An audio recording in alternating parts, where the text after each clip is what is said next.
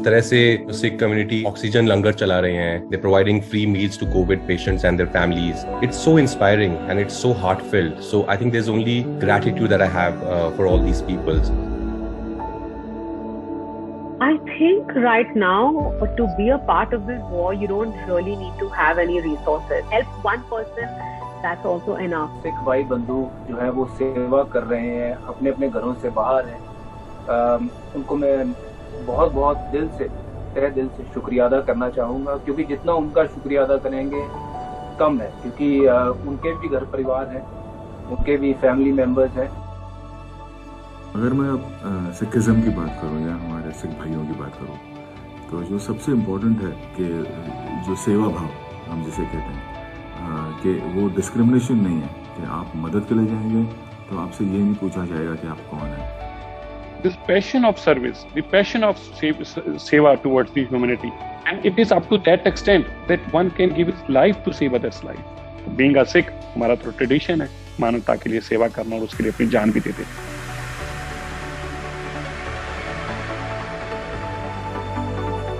दिल से सेवा हेल्पिंग इंडिया ब्रीथ कैंपेन के इस खास कार्यक्रम में आपका स्वागत है. कोविड-19 की दूसरी लहर में एक बार फिर मदद करने के लिए आगे आए हैं सिख समुदाय. इस बार सिर्फ ट्रेडिशनल खाने के लंगर के लिए ही नहीं, बल्कि ऑक्सीजन लंगर और मेडिकल मदद के लिए भी. वाहिगुरु के शरण में जैसे आए हूँ, ऐसे सारे लोग जितने हैं स्टाफ वाले उतना हर वक्त पूछते रहते हैं. बहुत सही है, बहुत अच्छा लग रहा है आके यहाँ पे बहुत अच्छा फील हो रहा है. यहाँ पे सब डॉक्टर्स और जो सपोर्टिंग स्टाफ सब बहुत अच्छा है.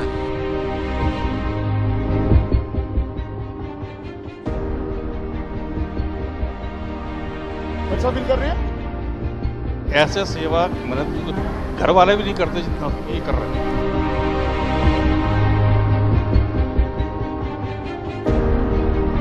भला करे भगवान इन सब का कि हमारा अच्छा ट्रीटमेंट हो रहा है यहाँ. मुसीबतों परेशानियों के ये मंजर देखकर पिछले साल की याद ताज़ा हो जाती है. लेकिन सिख समुदाय का जोश मद्धम नहीं पड़ा. वो लोगों की मदद के लिए निस्वार्थ तौर से काम करते रहे.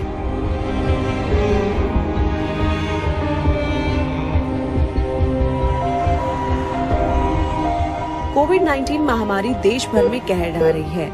ऐसे में स्वास्थ्य सेवाओं के ऊपर बेहद दबाव है और हजारों लोग अस्पताल में बेड, ऑक्सीजन सिलेंडरों और दवाओं के लिए मारे मारे फिर रहे हैं.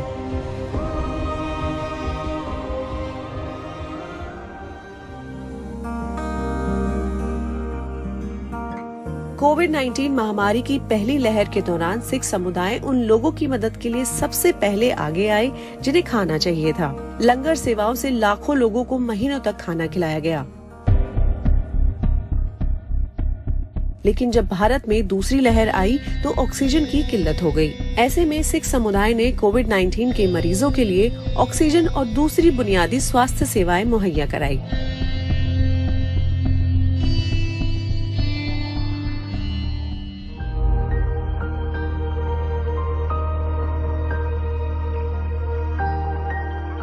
राजधानी में बेड और संस्थानों की कमी को पूरा करने के लिए दिल्ली सिख गुरुद्वारा प्रबंधक समिति ने दिल्ली सरकार के साथ मिलकर गुरुद्वारा रकाबगंज में 400 बेड का कोविड केयर और उपचार केंद्र खोला.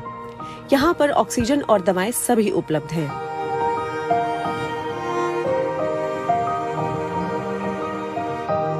जैसा कि आपने देखा कि गुरुद्वारा रकाबगंज साहब में Shri Guru Tegh Bahadur Covid care centre खोला गया, जिसमें 400 बेड लगाए गए और 400 बेड के साथ साथ यहाँ पर ऑक्सीजन कंसंट्रेटर्स लगाए गए. 5 लीटर से लेकर 20 लीटर तक कंसंट्रेटर्स और मेडिकल सुपरविजन के अंदर जो ट्रीटमेंट यहाँ पर पेशेंट्स को दिया जा रहा है. और यहाँ पर जो एम्बुलेंसेस की सेवा साथ में शुरू की गई है, 15 एम्बुलेंसेस डिप्यूट की गई है कि लोग यहाँ पर आके अपना इलाज करा सके. और इस कोविड केयर सेंटर को हमने LNJP हॉस्पिटल के साथ टाई अप किया. सो मैं समझता हूँ कि यहाँ पर आने वाले हर मरीज का ध्यान बड़े अच्छे तरीके से रखा जाए.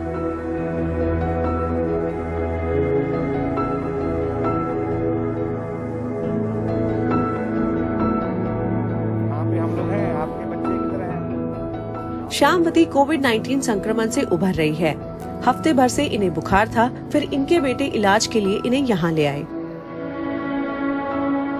घर में तो लगता है कि अगर हम 2 दिन और रुक जाते नहीं तो डॉक्टर साहब हमारा दुनिया पे कुछ नहीं दिखता, फिर हम लोग खत्म ही हो जाते। इतना बुरा हाल हो रहा था हमारा। सारी नर्सेस अच्छे से देख रही हैं, बहुत अच्छे से हमारा केयर कर रही हैं। मेरे पास अभी सैनिटाइजर नहीं था, वो भी मेरे को मिल गया। मेरा मन कर रहा था कीवी खाने के लिए, वो भी मेरे को मिल गया। बहुत बहुत धन्यवाद है जिसने भी ये हॉस्पिटल बनाया है, भगवान उसका भला करे। हेल्थ एक्सपर्ट्स ने चेतावनी दी है कि कोविड-19 की तीसरी लहर भी आ सकती है। इसके लिए हमें जरूरत है कि जो हम मेडिकल इंफ्रास्ट्रक्चर है, स्वास्थ्य सेवाएं हैं, उसे बेहतर करें ताकि लोगों को परेशानियां ना हो। इसके चलते दिल्ली सिख गुरुद्वारा मैनेजमेंट कमेटी ने काम करना शुरू कर दिया है। People are from all spheres of life, from all regions, and this is the true seva. I must say that we should get prepared for the third wave also. All NGOs, or religious organizations, or gurudwaras, mandir, masjid, the people should have different kind of meetings among themselves and decide that we have to face the third wave. And what we have seen from 23rd or 24th of April up to till today, it should not happen again. कोई कुछ कह रहा है, कोई कुछ कह रहा है, लेकिन इलाज नहीं करा। कोविड-19 महामारी ने दिखा दिया कि देश को स्वास्थ्य सेवाओं में निवेश करने की कितनी जरूरत है। आम हालात में ऐसी क्षमताएं बने तो महामारी के दौरान बचाव और इलाज अच्छे तरीके से हो पाएगा। दिल्ली सिख गुरुद्वारा प्रबंधक समिति ने सबके लिए सस्ते दामों पर स्वास्थ्य सेवाएं देने के मकसद से गुरुद्वारा रकाबगंज परिसर में एक डायग्नोस्टिक सेंटर खोला, जिसमें MRI, CT स्कैन, अल्ट्रासाउंड और डिजिटल एक्सरे ऐसे लोग भी करवा सकेंगे जो आमतौर से ऐसे टेस्ट पैसों की कमी की वजह से नहीं करवा पाते।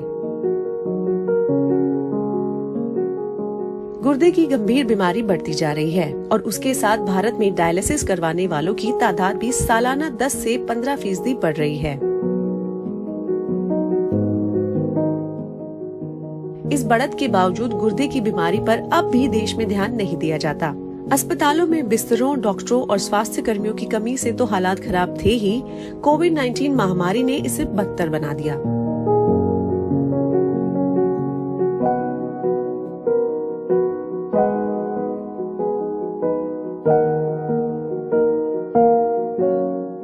एंथनी गोम्स को इससे ज्यादा क्या चाहिए था। इसी साल मार्च में उनकी मुफ्त डायलिसिस दक्षिणपुरी दिल्ली के गुरुद्वारा बाला साहिब की किडनी डायलिसिस फैसिलिटी में हुआ। यहाँ पे मेरे रिलेटिव ने दिया था, मैसेज करा था कि मतलब ऐसा ऐसा है, डायलिसिस सेंटर खुल रहा है जहाँ फ्री डायलिसिस होगा। तो वहाँ पे मैंने उसी दिन आके मैंने फर्स्ट डे आके ही अपना रजिस्ट्रेशन करा लिया। तो मैं फर्स्ट डे से ही यहाँ पे मेरा डायलिसिस चल रहा है और बहुत ही अच्छा चल रहा है। बहुत अच्छी डायलिसिस है, मतलब हमारी तो लाइफ बन गई है, नहीं तो शायद मैं नहीं बच पाती। डायलिसिस के इलाज के प्रबंधन का खर्च मरीजों और उनके परिवारों के लिए चिंता का एक बड़ा कारण रहता है। एंथनी और अनु जैसे बहुत से मरीजों को मुफ्त में मिली डायलिसिस सेवाओं का फायदा होगा।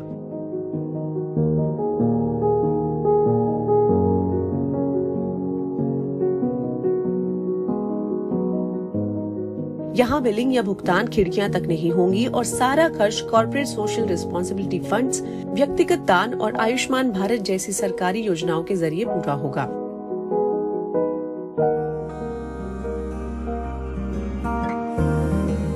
दिल्ली सिख गुरुद्वारा प्रबंधक समिति ने दिल्ली भर में दवाखाने खोले हैं जो किफायती दाम पर लोगों को दवा दे रहे हैं। इन दवाखानों का नाम है बाला प्रीतम दवाखाना और इन्हें फार्मासिस्ट चला रहे हैं।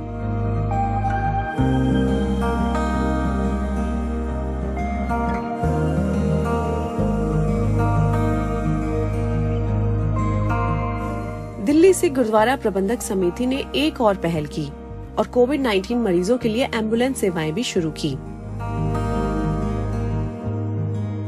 कोरोना वायरस के बढ़ते मामलों के बीच मरीजों को एम्बुलेंस नहीं मिल रहे थे। DSGMC ने दिल्ली में 15 एम्बुलेंस का इंतजाम किया है। वक्त है एक छोटे से ब्रेक का। ब्रेक के बाद हम देखेंगे कि किस तरह सिख समुदाय आगे आया है लोगों की मदद के लिए, और साथ साथ बहुत सारे एनजीओज भी काम कर रहे हैं इस मुश्किल दौर में।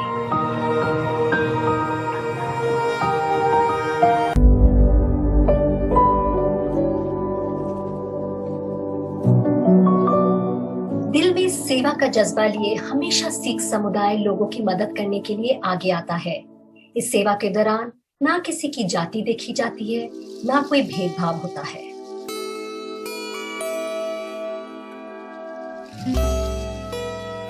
श्रीनगर या केरल की बाढ़ हो, नेपाल का भूकंप हो, न्यूयॉर्क में आया तूफान सैंडी हो, या ऑस्ट्रेलिया में लगी आग हो,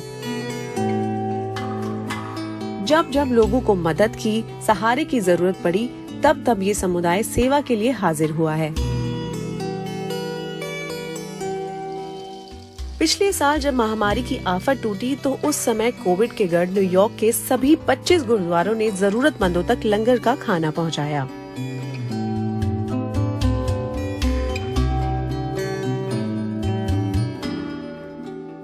उन्होंने बुजुर्गों के घर तक जरूरत का सामान भी पहुंचाया। बाद में जब ब्लैक लाइव्स मैटर आंदोलन चल रहा था तो समुदाय के लोग वहां भी थके मंदे प्रदर्शनकारियों को प्रदर्शन के बाद खाना परोसने के लिए मौजूद थे। दिसंबर में फ्रांस ने ब्रिटेन के साथ अपनी सीमा बंद कर दी तो सरहद के पास ट्रकों की लंबी कतार लग गई।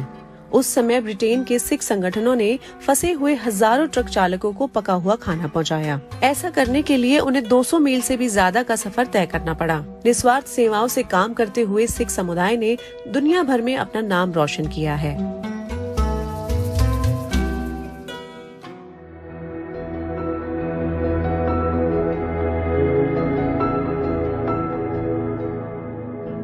यही नहीं, गाजियाबाद के इंद्रापुरम में श्री गुरु सिंह सभा गुरुद्वारा ने एक स्थानीय गैर सरकारी संस्था खालसा हेल्प इंटरनेशनल के साथ मिलकर कोरोना की दूसरी लहर के दौरान ऑक्सीजन लंगर के जरिए जीवन रक्षक ऑक्सीजन मुफ्त दी। हमसे कोई परेशान आदमी नहीं देखा जाता, चाहे वो किसी भी कम्युनिटी का हो। ये जज्बा हमें आया और वाहिगुरु की हमारी देन है। वो निशान साहब है जिसके नीचे हमने लोगों को सांसों का लंगर लगाया। आप समझ सकते हो कि उस टाइम ऑक्सीजन थी तो सांस थे। कोई हॉस्पिटल वाला ना फोन उठा रहा था और ना ही कोई हॉस्पिटल वाला किसी को एंट्री दे रहा था, क्योंकि वो फुल ऑलरेडी हो चुके थे। तो हमने सोचा कि ऑक्सीजन का लंगर ही स्टार्ट कर दिया जाए, जिससे कम से कम लोगों की जान बचाई जाए, जो इस टाइम लोग सिर्फ ऑक्सीजन के लिए तड़प रहे हैं। हमने अपने गुरुद्वारे के बाहर ही रात 11:30 बजे 22 अप्रैल को एक ट्रायल किया जो पूरा सक्सेस हुआ। तो अभी वहाँ पर गाड़ियों का तांता लग गया। 100-150 गाड़ी उसी टाइम गुरुद्वारे में आई और वहाँ से हमारा ये लोगों की जान बचाने का कारवां स्टार्ट हो गया।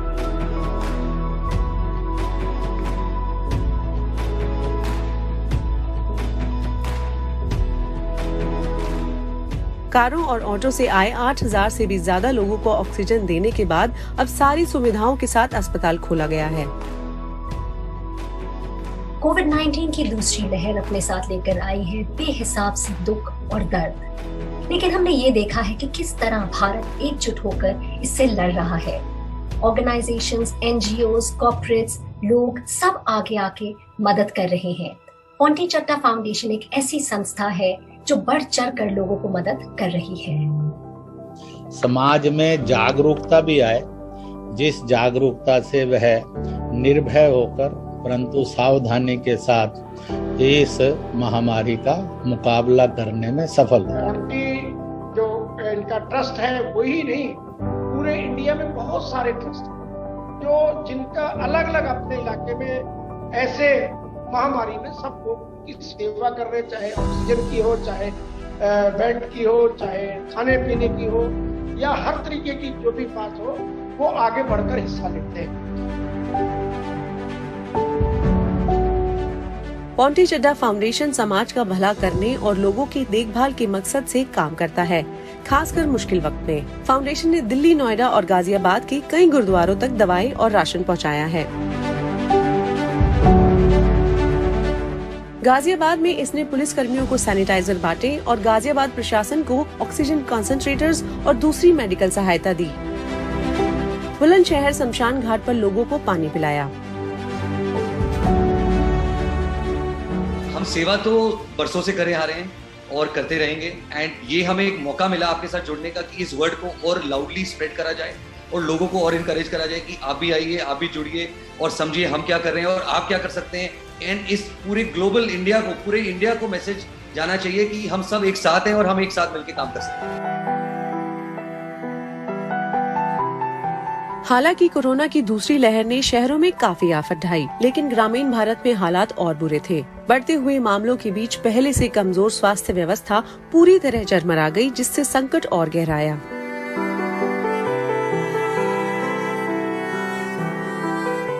53 साल के हरिराज उत्तर प्रदेश के अमरोहा में गन्ना किसान हैं।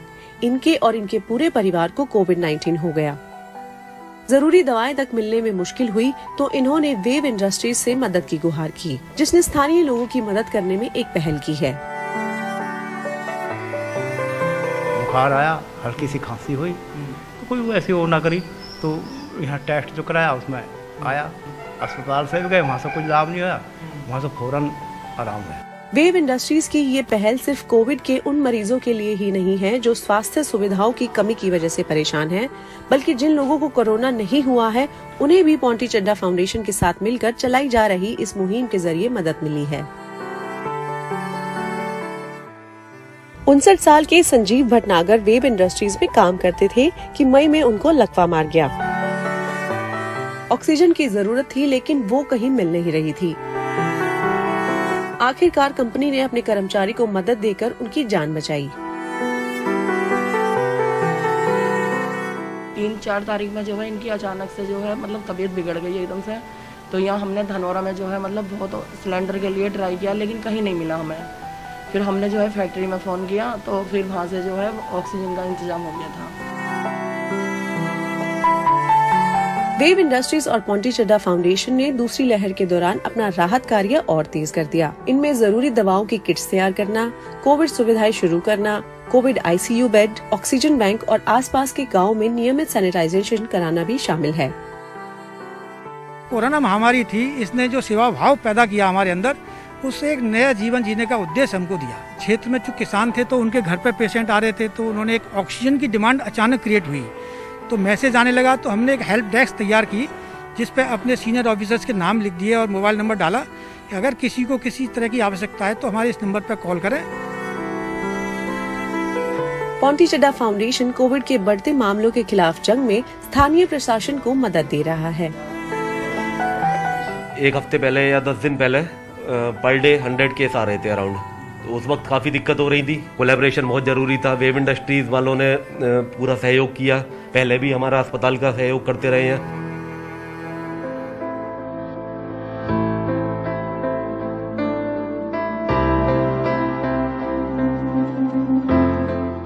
संकट के दौरान हाउसिंग सोसाइटीज भी अपने तौर पर मदद के लिए आगे आई। कॉलोनियों के अंदर कोविड आइसोलेशन केंद्र खोले गए। ऐसी ही एक कॉलोनी है गाजियाबाद की वेव सिटी रेजिडेंशियल टाउनशिप।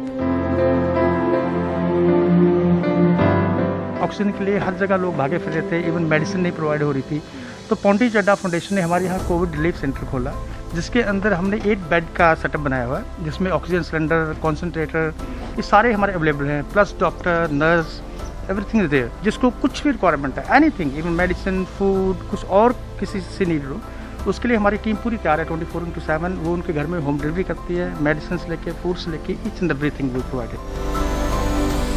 दिन भर के सैनिटाइजेशन से लेकर 24 घंटे एम्बुलेंस सेवाएं देने तक वेव सिटी ग्रुप इस संकट की घड़ी में मदद करने के लिए हाजिर रहा। इस कोविड केयर सेंटर में जरूरत पड़ने पर डॉक्टर बुलाया जा सकता है और ये खासकर वेव सिटी के निवासियों के लिए उस समय बना था जब राजधानी में बेड और ऑक्सीजन की सख्त कमी थी।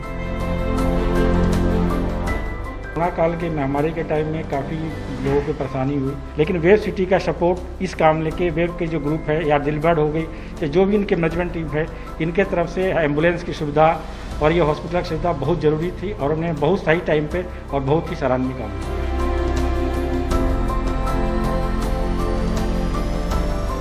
सिख समुदाय के गुरु के लंगर की परंपरा है, लेकिन इस बार लोगों की मुश्किलें देखकर ये समुदाय सामने आया लोगों की मदद करने के लिए ऑक्सीजन लंगर और मेडिकल एड के साथ। लेकिन जरूरी बात यह है कि उन्होंने किस तरह लोगों की सेवा की, पूरे मन लगा के सेवा की, सिर्फ दिल से सेवा की।